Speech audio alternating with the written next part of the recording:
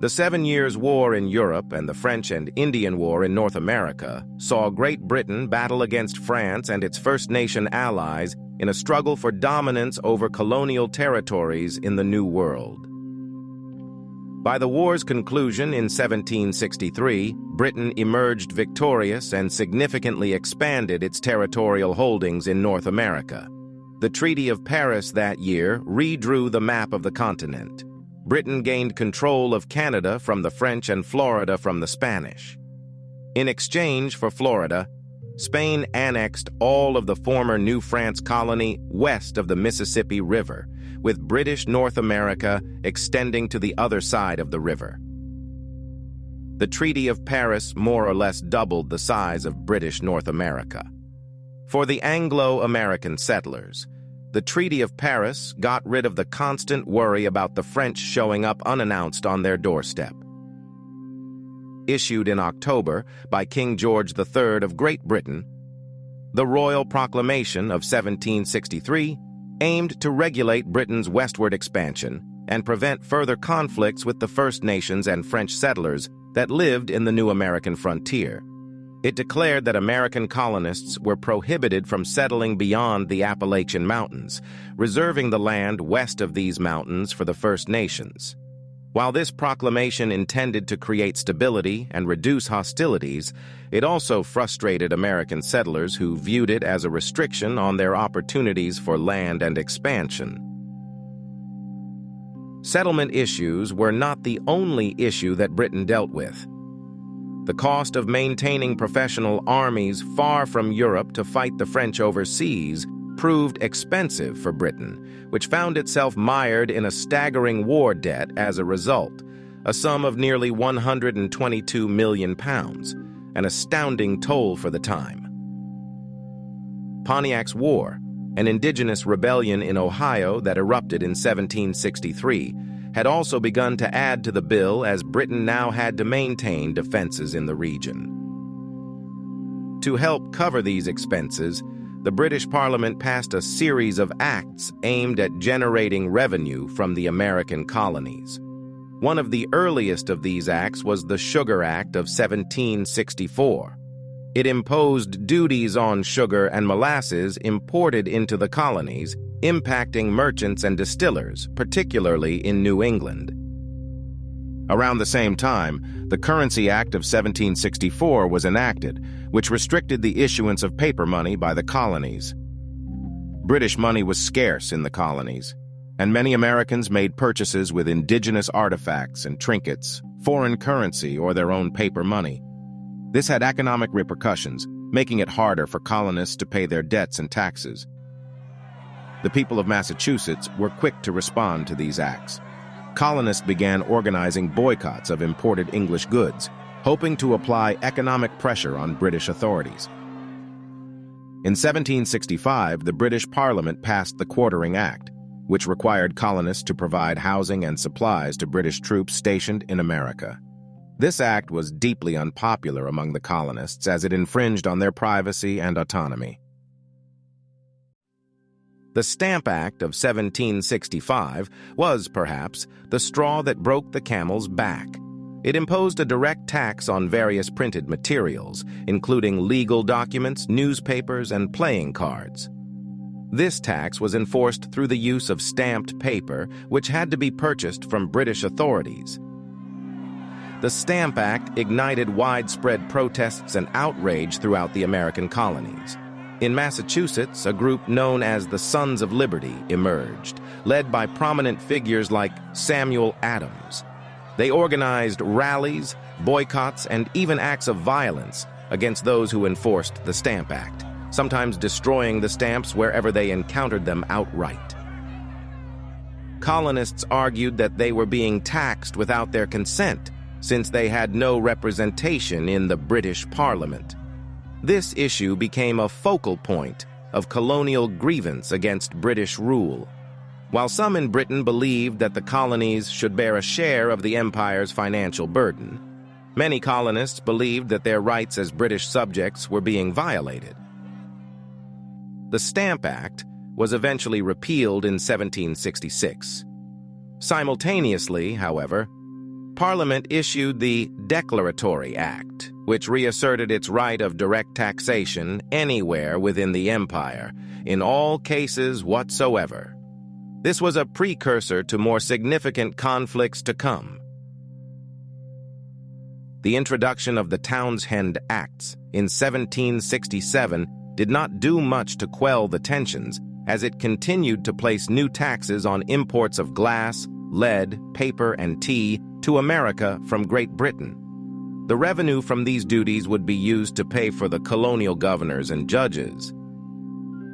The city of Boston was home to some of the more radical opposition to Britain's tax efforts in America, and in response, Britain sent troops to garrison the city in hopes of quelling tensions.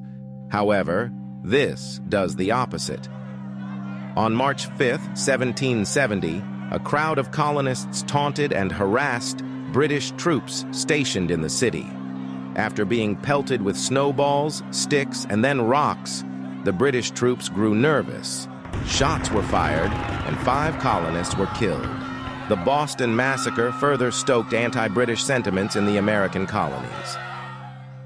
Tensions continued to mount when, in June of 1772, a British ship tasked with countering smuggling operations off the coast of Rhode Island was suspected of purposefully targeting members of the Sons of Liberty.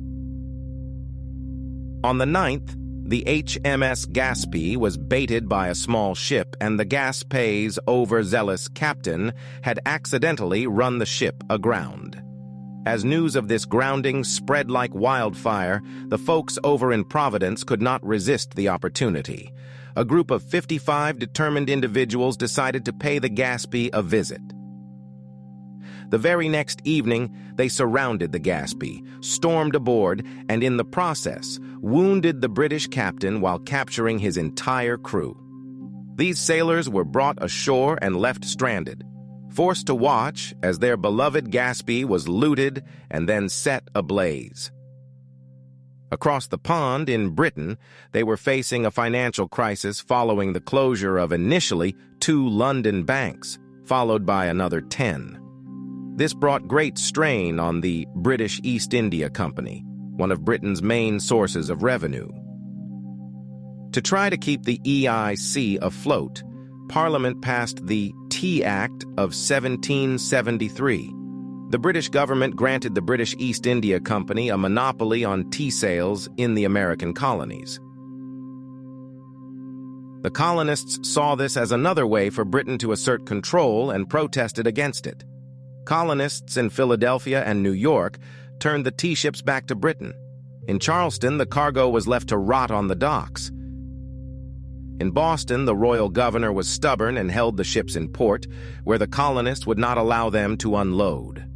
Cargoes of tea filled the harbor, and the British ships' crews were stalled in Boston looking for work and often finding trouble. On December 16, 1773, 60 members of the Sons of Liberty, dressed as people of the Mohawk First Nation, boarded the British ships harbored in Boston and dumped an entire shipment of tea into the Boston harbor. In retaliation to the Boston Tea Party, the British Parliament passed a series of punitive measures, known to the colonists as the Intolerable Acts. These included the closure of the Boston harbor, the strengthening of British troops in the city, and the suspension of colonial self-government in Massachusetts. The Intolerable Acts were just that, intolerable. Colonists across British North America supported Massachusetts and called for a Continental Congress as a way to show a combined authority against Great Britain. All the 13 colonies, except for Georgia, sent delegates to Carpenter's Hall in Philadelphia from September 5th to October 26, 1774. The delegates were worried that boycotting British goods might lead to war. So they sent a petition to King George III asking him to repeal the Intolerable Acts. But eventually, on October 20th, they passed the Continental Association. This association enforced economic sanctions and a complete boycott of British goods. Thomas Gage, the royal governor of Massachusetts, faced the threat of outright rebellion by April of 1775. Gage thought he could weaken it by taking away the weapons and gunpowder stored in Concord, west of Boston. But he did not realize just how determined the colonists were. Some American spies caught wind of his plan. On the night of April 18th, Paul Revere and a few other riders spread the word that 700 regular British troops were on their way to Concord. Soldiers known as Minutemen and other irregular militias from nearby towns rushed to confront the British on the 19th. There, at Lexington, the shot heard around the world was fired that day. The British then moved on to Concord, and about 400 militia from Concord and nearby towns gathered. Seeing smoke rise above the town, the Americans were under the impression that the British were setting fire to the town. The Minutemen marched forward, and when they got close, the British soldiers fired, killing 2 militiamen. The Minutemen respond, killing 3 British soldiers and wounding 9 others, sending the British troops retreating back to Boston. The British had a tough time getting back to Boston because the Minutemen kept ambushing them along the way. They eventually made it back under the cover of British ship artillery, but not without a fight. After all this, Governor Gage found himself dealing with a massive militia of about 20,000 men from all over New England who were ready to fight for their freedom. America's war for independence had begun. The outbreak of hostilities left Britain scratching their heads, trying to figure out how to deal with this growing rebellion.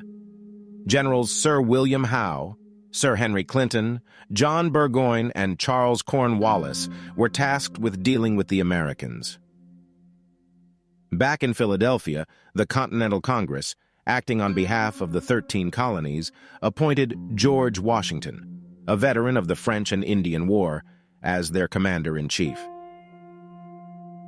In the meantime, the Americans were busy besieging the British garrison at Boston. They decided to set up camp on Breed's Hill, which was one of the 2 hills overlooking the British position from the north. If the Americans could get artillery on the 2 hills, the British could no longer hold the city. So, on June 17, 1775, General Howe led a British attack on the American fortifications. The Battle of Bunker Hill, as it became known, even though most of the action happened on Breed's Hill, witnessed Howe's troops face a hail of bullets as they charged the American lines. They eventually took the hill, but it cost them dearly, with more than 40% of their force, nearly 1,000 men being wiped out. It was a moral victory for the Americans. On July 3rd, George Washington finally took command of the American forces around Boston. His job wasn't just to keep the British in check, but also to build a whole Continental Army from scratch. The following winter was so tough that they had to call up more militia during the winter of 1775 and 76 just to keep the siege going. Prospects looked better when General Henry Knox showed up with some heavy artillery from Fort Ticonderoga in New York, overlooking the Hudson River. The cannons made life miserable for the British. General Howe had no choice but to abandon Boston on March 17, 1776, and he headed to Halifax. Washington moved his troops south to defend New York. While all this was happening, the action wasn't limited to just Boston. In the fall of 1775, the Americans decided to invade Canada. General Richard Montgomery captured Montreal, while another general, Benedict Arnold, led a wild march through the Maine wilderness to Quebec. They tried to take the city but failed, and Montgomery lost his life in the process. The Americans laid siege to Quebec but eventually had to back off when British reinforcements arrived. The recent victories convinced the Continental Congress that any dream of reconciliation with Britain was now impossible. Breaking away from Britain was their only option. In January of 1776, Thomas Paine published a little pamphlet called Common Sense. His pamphlet called for America's independence from Great Britain, and it was widely distributed across the colonies. Paine's pamphlet generated support for independence. Congress wanted to make sure they had enough support before making the big move. On June 7th, Congressman Richard Henry Lee, a distant relative of Robert E. Lee, introduced a motion in Congress to declare independence. Congress was indecisive on the motion. Still, they continued to draft a Declaration of Independence. They handed this job to Thomas Jefferson, with Benjamin Franklin and John Adams giving it a review. Finally, on June 28, 1776, they presented the Declaration of Independence to Congress, and on July 4th, they ratified it. Across the pond, the British government tried to brush it off. They called the declaration a bunch of nonsense from some disgruntled colonists. Propagandists were commissioned to highlight the declaration's flaws. Regardless, it did not stop people from supporting it. The British government decided that they were dead set on putting an end to the revolution once and for all. To do that, they sent General Howe with a massive army of 34,000 British and German soldiers from Halifax in June of 1776 to Staten Island. General Washington had already moved his troops from Boston to New York and fortified it. However, his position wasn't all that great. One side of his troops faced the East River, way over by Brooklyn, and the rest were right in front of the Hudson River. Not a good setup, especially seeing how the British ruled the waters around Manhattan. General Howe forced Washington to leave New York and flee Manhattan. He did it with 3 clever moves that trapped the Americans on the island. Then, on August 22nd, Howe crossed over to Long Island. On August 27th, he won the Battle of Long Island, forcing the Americans into their Brooklyn defenses and causing them to lose about 1,400 men. On September 15th, Howe invaded Manhattan again. After some fighting at Harlem Heights the next day, he managed to lure Washington off the island. Washington tried to stop him but got defeated at Chatterton Hill near White Plains on October 28th. Then, on November 16th, Howe stormed Fort Washington and took a whole bunch of guns, supplies, and nearly 3,000 prisoners. With the help of Cornwallis, they started pushing the American army across New Jersey. On Christmas night, Washington pulled off a brilliant move. He crossed the icy Delaware River with 2,400 men and attacked the German garrison at Trenton at the crack of dawn. They ended up capturing nearly 1,000 prisoners. Cornwallis tried to trap Washington but failed. Then, in a battle the day after, Washington beat British reinforcements at Princeton and found a safe spot for his troops in Morristown. Starting in 1777, Britain intended to split up the American colonies in 2. John Burgoyne's army would march down from Canada and meet up with Howe's army in New York along the Hudson River. Howe, however, thought Burgoyne was strong enough to do it alone, so Howe took his army and went south to Chesapeake Bay. When Howe landed along the Chesapeake Bay, he fought against Washington's army at Brandywine Creek on September 11th. He won, but it wasn't a decisive victory. After that, he entered Philadelphia. The American Congress, situated in the city, fled to York County. Washington tried to strike back at Germantown on October 4th, but had to retreat. He ended up spending the winter at Valley Forge. In the north, Burgoyne had captured Fort Ticonderoga in August, fought some American troops in Vermont, and taken over Fort Edward. After suffering defeat at the Battle of Bennington, Burgoyne started marching south toward Saratoga in early September. On the other side, General Horatio Gates and his American troops were getting ready. They built strong defenses just south of Saratoga, looking over the Hudson River. The two armies clashed at Freeman's Farm on September 19th. The battlefield changed hands several times, and despite their losses, they did not give up. Burgoyne tried again on October 7th, but it, again, did not work out. Expecting to be reinforced by General Henry Clinton, Burgoyne and his British troops dug in. However, Burgoyne was stuck. They were trapped in the wilderness of New York with not much food. Meanwhile, the American army swelled to a size of 13,000, virtually besieging Burgoyne. On October 17th, after some negotiations, Burgoyne was forced to surrender. Burgoyne's army was annihilated, with over 6,000 troops captured as prisoners of war. The Battle of Saratoga was a big win for the Americans and convinced the Kingdom of France to officially help America. France signed a formal Treaty of Alliance. Spain and the Dutch also joined in with the French. Washington's time at Valley Forge was difficult as his Continental Army had to endure a harsh winter with mismanagement and little food. However, the Continental Army began to transform into a professional fighting force under the guidance of Freiherr von Steuben, a Prussian officer working for France. Steuben's program paid off at Monmouth Courthouse, New Jersey, on June 28, 1778. Henry Clinton, who replaced Howe, began their march out of Philadelphia, but were intercepted. After a tough fight, the Americans held their ground. The American war effort suffered a blow to morale when General Benedict Arnold betrayed Washington and flipped to the British. Misunderstandings over terms of enlistment, poor food and clothing, and poor pay led to mutinies and defections in the American armies throughout 1780 and 1781. In the South, the British took over Georgia and defended Savannah against the French and Americans. They captured Charleston in the May of 1780. However, when they heard that Newport, Rhode Island, and therefore their hold on New York City, was under threat from the French, they headed back to New York, leaving Cornwallis in charge. Cornwallis decides to go on the offensive. He defeated Horatio Gates at Camden, South Carolina, and won again at Guilford Courthouse, though with heavy casualties.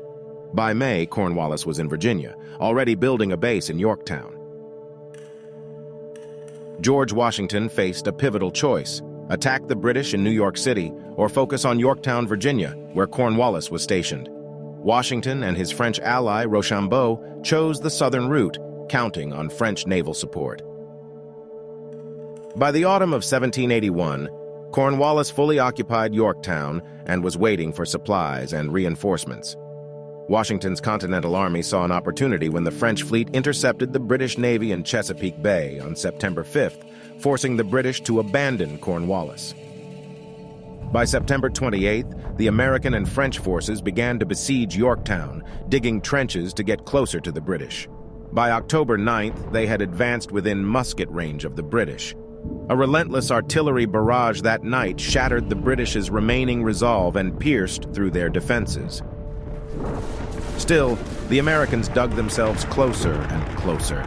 October 14th saw Washington launch a surprise assault on a British redoubt in their way, capturing them with minimal casualties.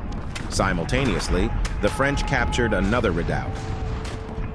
Cornwallis, surrounded, ordered a failed counterattack on the 15th. Cornwallis was now surrounded by enemy men and guns on all sides. On October 17th, surrender negotiations began, leading to the British surrender on October 19th. Much like at Saratoga, another British army was annihilated, with 7,000 captured. When news of Cornwallis's surrender reached London, it signaled the end of the war. The British Prime Minister, Lord Frederick North, resigned, and Parliament authorized peace negotiations with America. On September 3, 1783, the Treaty of Paris officially marked the end of the American Revolutionary War. Great Britain agreed to grant the United States its independence and conceded their territory east of the Mississippi River and west of the Appalachian Mountains to the Americans. They also gave away Florida to Spain. The treaty also stipulated that the United States had to pay back some money they owed to British citizens in exchange for access to the fisheries of Newfoundland. Britain also wanted to make sure that people who still liked Britain, called loyalists, in the United States were treated nicely. The period after the Revolutionary War was a time of dramatic instability and change.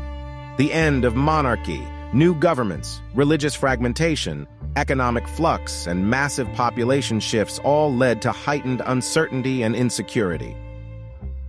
In 1787, a group of delegates got together and wrote the Constitution. Unlike during the war, where each state acted independently, the new Constitution unified the states into one country with a strong federal government. The states surrendered their right to tax people, make money, and have an army to the federal government. To ease fears that the federal government might become oppressive, a Bill of Rights that guaranteed individual liberties was added to the document. But not everyone got to enjoy these new freedoms. Only certain folks could vote. like men who owned property. Enslaved African Americans were counted as less than a whole person for taxes and representation, and slavery was still preserved. Women also could not vote, and they did not get as much education as men. The Founding Fathers were worried and even lost faith in America's new future.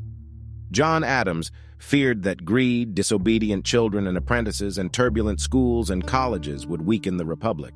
Thomas Jefferson believed that the nation was moving backward rather than forward. But even with all the difficulties, the new American nation managed to survive and keep going.